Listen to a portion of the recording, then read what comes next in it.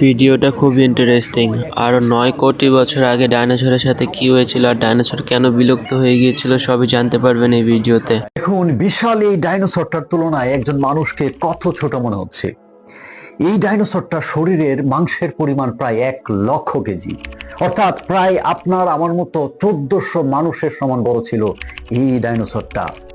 1993 সালে বর্তমান আর্জেন্টিনায় একজন গবেষক এই ডাইনোসরের একটা ফসিল খুঁজে পায় এবং তিনি হিসাব নিকাশ করে দেখলেন যে এই ডাইনোসরটা আজ থেকে প্রায় 9.5 কোটি বছর আগে এই পৃথিবীতে ঘুরে বেড়াতো। এবং আমরা আমাদের আশেপাশে চতুর্দিকে যে সমস্ত গাছপালা দেখি, এই ডাইনোসরটা মাটিতে দাঁড়িয়ে সেই গাছপালার একেবারে আগার পাতাটা খেতে পারত। কিন্তু দুঃখের বিষয় হলো, একসময় এক বিশাল উল্কাপিণ্ডের আঘাতে সমস্ত পৃথিবী উলটপালট হয়ে যায় এবং এই সমস্ত ভয়ানক বিশাল বিশাল ডাইনোসর গুলো ধ্বংস হয়ে যায়। এখান থেকে যেটা শেখা যায় যে সেই 1,00,000 কোটি বছর আগের বিশাল ডাইনোসর কিংবা এই যুগের আমি আপনি ক্ষুদ্র মানুষ, সবকিছুকে একদিন মৃত্যুর কাছে হার মানতে হয়।